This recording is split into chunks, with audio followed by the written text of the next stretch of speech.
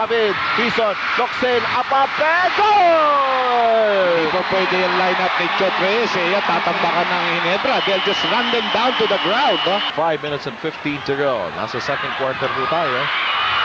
Oh, yes! Alam mo, Hison coming off the bench. Agaw na, unti ka naman na agawan. Locsin is gonna take it strong. May foul pa.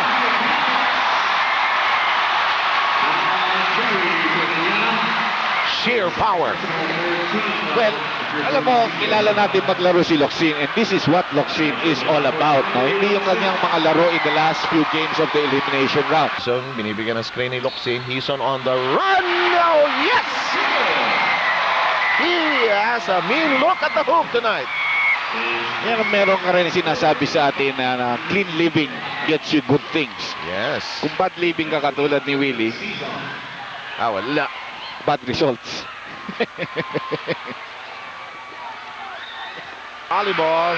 Hison with the lead pass to David. David is up, and gone! That's a foul! Yun ang unang basket ni Val David. Ito talagang halos iabot na niya yung banda na yun dahil alam niya hindi pumapasok ang kanyang tira. Ayaw naman niyang hindi na pagbigyan si Hison na binigyan siya ng magandang pasa. Ito halos iabot na niya yung banda na yun. No? Gets the foul from behind. Si Mayor Jinggoy as you see this steal by Val David. Sabi sa'yo, I don't see a point guard. Maagawan talaga yan. But David, a little bit off with those shots. A little bit tentative. No? Uy, traveling. Yun ang wala kang point guard. De La Rosa can't bring the ball down. Neither can Santos. No, it's an impossible thing to ask of these two players to do it for you all of a sudden.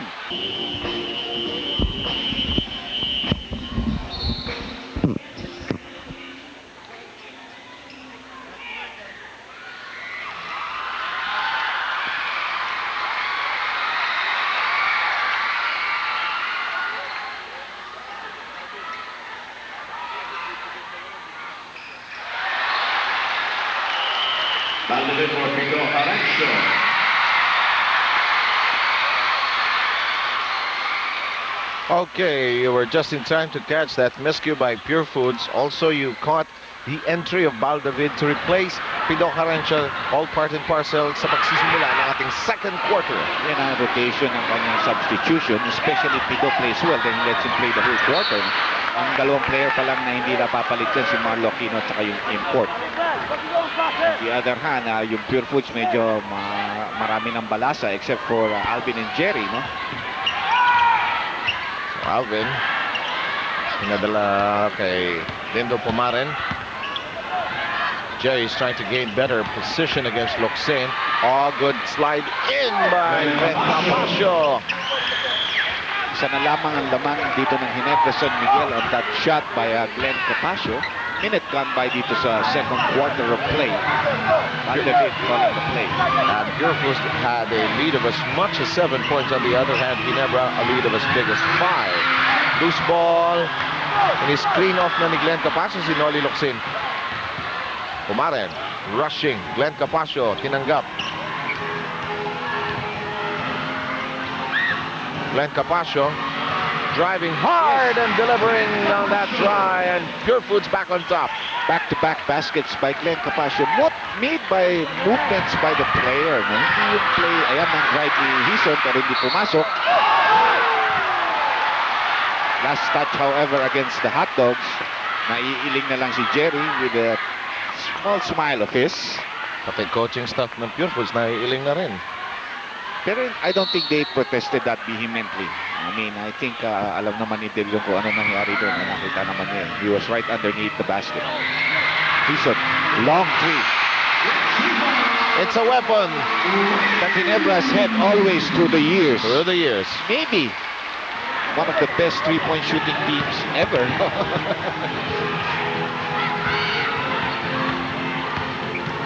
Kasi naman as Glenn Capasio gets 6 in a row.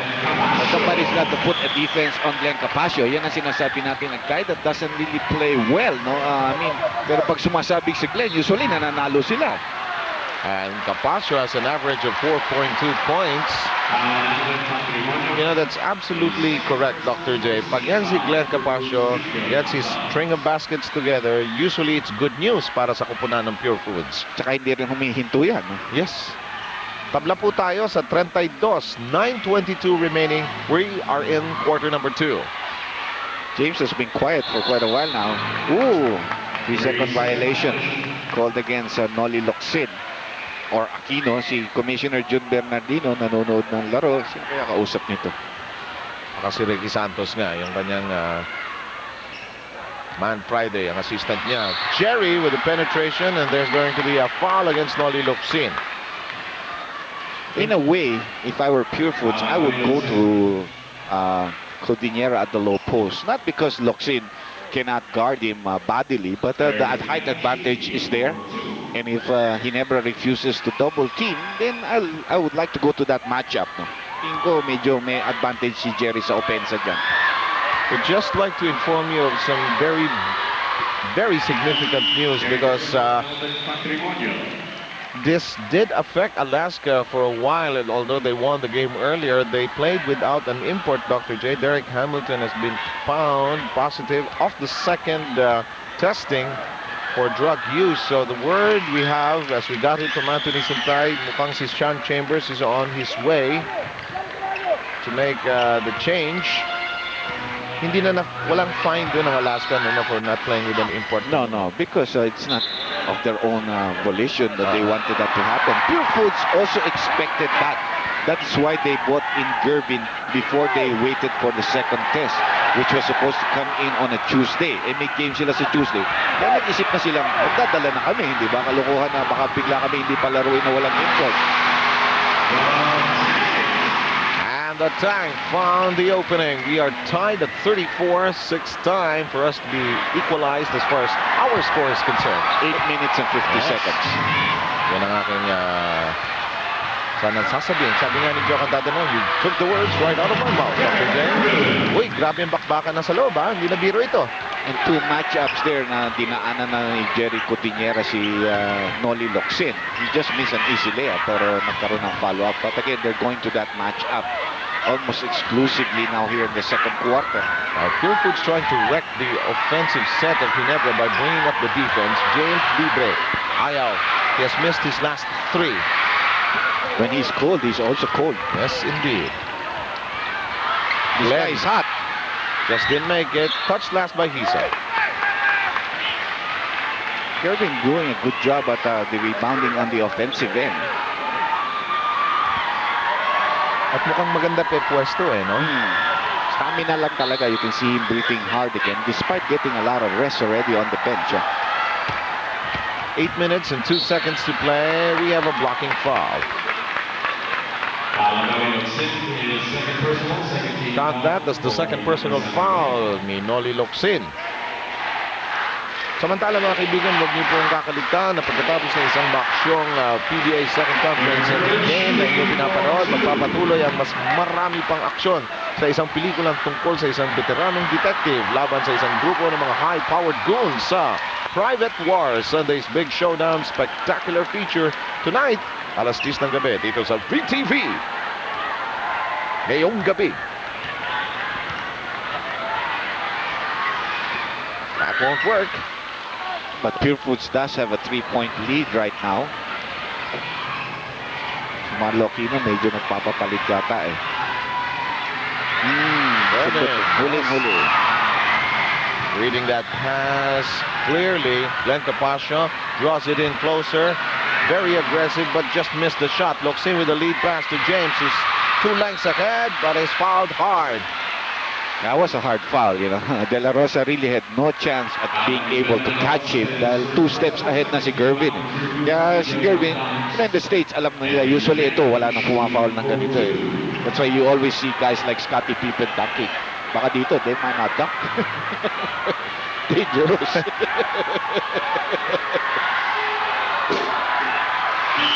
Samantala, James taking care of the first free throw. EJ File is back in the ball game. Marlo Aquino uupo muna. Time remaining 7:37 po.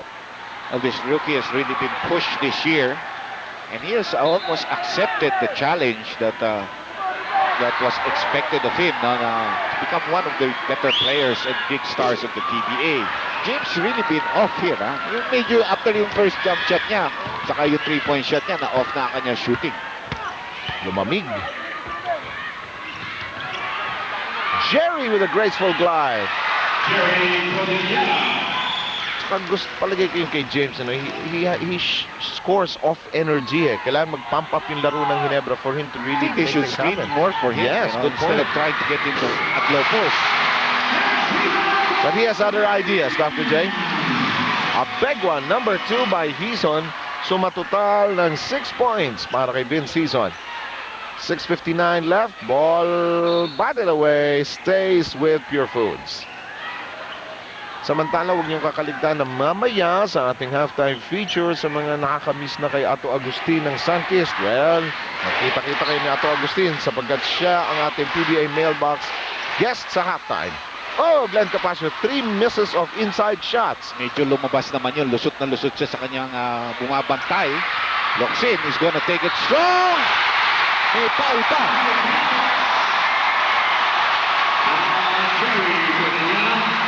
Sheer power.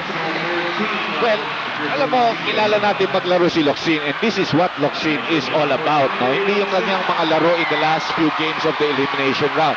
Nakita mo, nakatape pa ang kanyang kaliwang kamay because he has a pair there, but the guy is playing with a lot of courage. That's it, eh.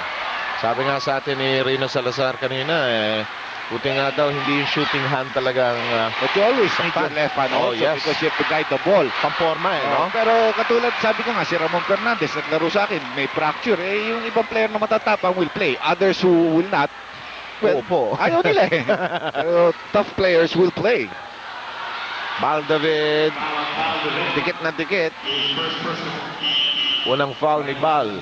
Ang ating bilang sa team fouls, ang DJ Hotdogs ay nakakolekta na ng 3, samantala ang Ginebra tinawagan ng ganun din karami, 3. 36 na lang po ang nalalabi dito sa ating second quarter. Well, literally a second team for Pure Foods with Romel Santos, Brian Punsalan, si Ruben De La Rosa, at si Capasio plus their import.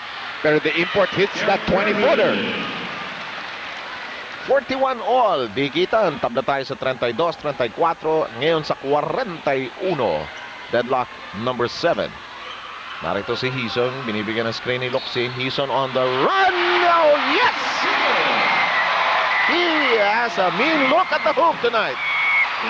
Yan, meron ka rin sinasabi sa atin na clean living gets you good things. Yes. Kung bad living ka katulad ni Willie, Wala. bad results.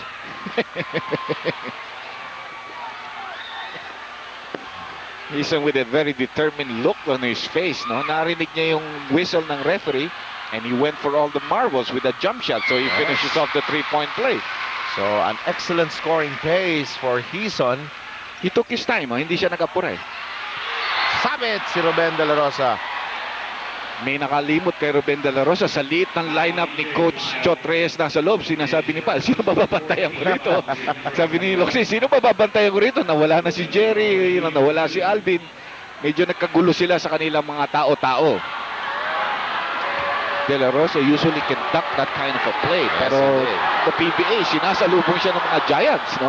Yes. He makes the free throw, however. So, nagdagdag ng konting ceiling si Chot Reyes. Binalik niya si Alvin Patrimonio. Baba muna si number 12, si Glenn Capasio. Ang Ginebra po ay lamang ng 44-42. 6 minutes, 8 seconds na lang po. Very interesting lineup na para kay Chot. Sino maglalaro ng point guard? That's gonna be nullified. That's jump ball or nullified. Well, ang nangyari is Brian Pusalan went in. Medyo napaangat ng konti si Henry James. Automatically, late violation, jump ball. Sabi ni file kay James, hey, anybody can go there. Hey, sabi ni James, yeah, you go there. You're 7 foot. You take care of it. Trabaho mo yan, kaka. Pero magugulat kasi katulad na sinabi ko, sino maglalaro ng point guard para sa Pure Foods? Si De La Rosa O si Santos. parehong hindi mga point guard siya. O the import, maybe. Lipad ng lipad si De La Rosa. Patrimonio, may kalakasan pero have a good line. Here's David across the timeline. Sees an opening block. Slash time! Up and out! Battle for the rebound. All 7 feet of File getting in that basketball.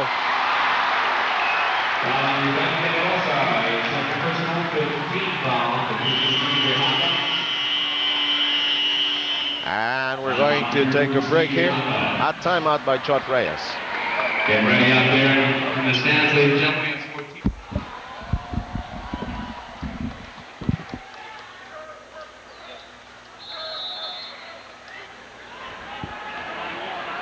We only have 5 minutes and 43 seconds left in our second period as Ginebra and Pure Foods meet here in our main game tonight on the Sunday special here on VTV Primetime Network. Brian Punsalan with the personal. Oh, penalty. Yeah, medyo mahirap ang ginawa ni Punsalan. Hinahawakan niya si James so that James could not use the screen to come and get the pass at the top of the foul circle para sa jump shot niya. But being penalized, that will mean 2 free throws for Henry James, who has not really had a good scoring evening. Pero alam mo, they are really a better team if he does not have to pump in all those points. No? Nakikita mo nagkakaroon ng teamwork. Mr. and Mrs. Robert Aventajado. Mr. Aventajado is a chief advisor to Vice President Estrada. Lovely wife is Tinette. Welcome to the Cuneta Astrodome. Well, alam naman natin si Mayor Jinggoy as you see this steal by Baldabid. Sabi sa'yo, I don't see a point guard. Maagawan talaga yan. But David, a little bit off with those shots. A little bit tentative, no? Oy, traveling. Yan ang wala kang point guard eh. De La Rosa can't bring the ball down. Neither can Santos. No, it's an impossible thing to ask of these two players to do it for you all of a sudden. 46-42. Ginebra is in front with 5 minutes and 15 to go. Nasa second quarter po tayo. Oh, yes! Alam mo, Hison coming off the bench. Agaw na, unti ka naman naagawan, no? She's happy. 11 points for Hison. Alvin, no reply. Rebound, James. He's helping there. He has 6 off the board. David, Hison, looks in, up, and goal! Hindi pa pwede yung lineup ni Chot Reyes. Tatambakan ng Ginebra. They'll just run them down to the ground, no? And the Ginebra rampage is on. Pure Foods needs a timeout to put water on this fire. We'll be back.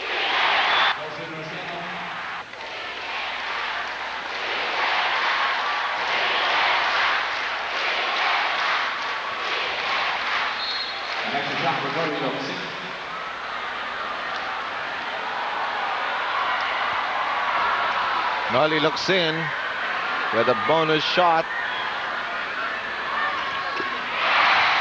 Punsalan had that foul, and now it's a 9-point lead for Ginebra, the biggest of the game. Well, nagkalong ng palitan dito. Rosella came in for De La Rosa, and you also have Evangelista coming into the ball game. Ang ganda naman ng depensa ni Hison, swiping that ball away from Santos, who had been able to use the screen. Time down to 4 minutes and 43. Dito po tayo sa ating second quarter. Evangelista ang tumanggap. Rosella up against David. Gervin. Parang nakakasa pag tumitira si Gervin. Yes. Ganun, eh. Kitang-kita mong papasok. Finally stops that silence. No? And, Pure Foods used 2 timeouts in this quarter, but they needed that second one very badly. Baldavid. Slide in by Locsin. Bahagyang naipit. Tinaas. Hindi pumasok. Narito si Rosella. Slows it down. No chance for a break. Santos, quick turn. Malakas. Rebound. Santos. Kanya pa rin. No? Yes, Rodney Santos hard at work. Samantala, Gervin says, let's not force it. Here's Gervin up against James. Shot clock nasa G's. Foul. Offensive foul. Huli eh. Bigla nakita niya isang 7-footer sa harap niya. Gumamit na ng kaliwang kamay para mag-ward off. You're gonna see that here. Here comes the 7-footer. Ward him off. You know, get him out of the way. And he got caught for that. He knew it.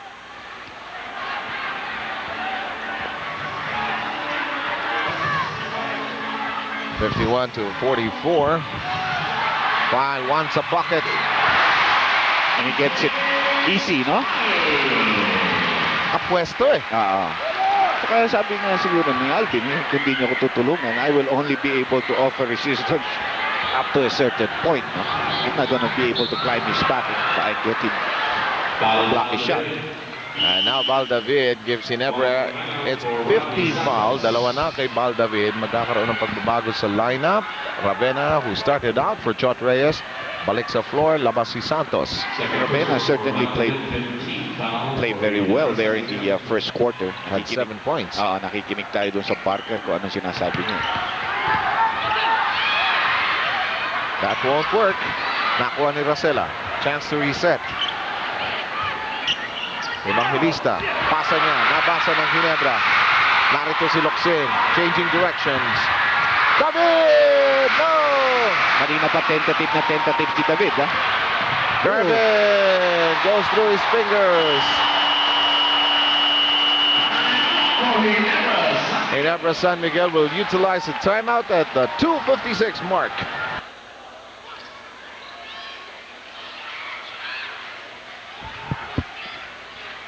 You're back with us here. 53-44 ang ating bilang. Lamang ang Ginebra San Miguel ng 9. Ang natitirang oras, 2 minutes, 44 na lang po.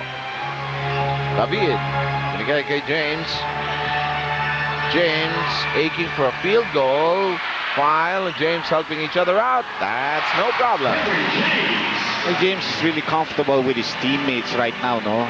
Ito na naman, nakakalimutan na naman nila kung sino babantay kay Ravena. He gets the easy 2 points, no? Kapalikod sa bola yung mga Ginebra players. Slow motion kasi ang mga balik nila na after they had made the shot, and certainly that's not the way to play the defense. Balik na naman sila doon and Alvin taps it from behind. Rosella, Ravena. Ravena pulls up swiftly. Ayaw. James.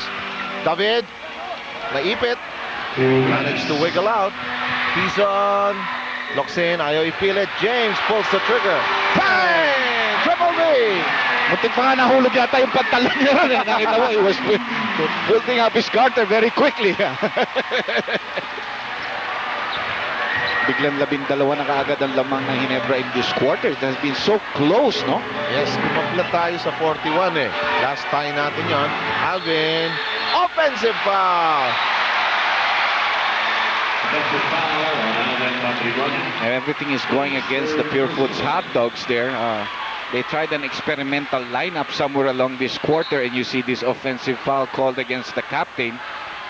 Hindi naman umaangal si Alvin. Of course, he doesn't like what happened because he was going strong to the basket. Pag ilang foul na ni Alvin niya? Pangatlo? Patrimonio. Pangatlo. And Jerry has been seated down for quite a while right now. Turn around. Ayaw. This time,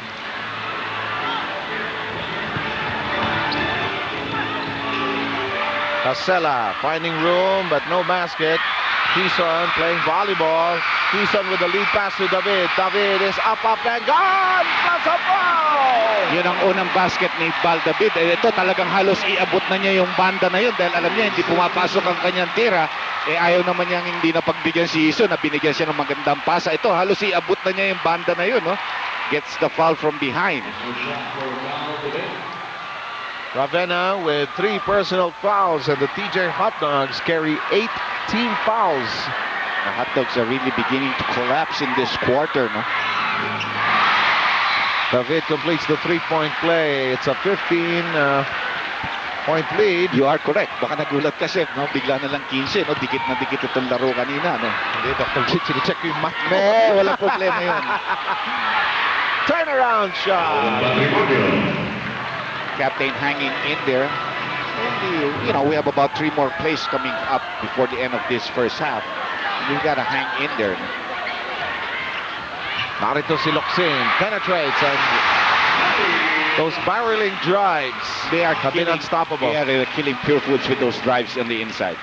Ravena sets for the triple. Yeah, that went in. So, yun ang pangalawang play. Ito na naman, takbo na naman. 12 points by Ravena in this first half. Far surprised by the pass, but it was difficult to catch. Alvin. Yes. A 4-point swing, cuts down the lead to 10. Apat na play pa pala nangyari sa pilis Yes. na nila maglaro eh. Quezon in a rush.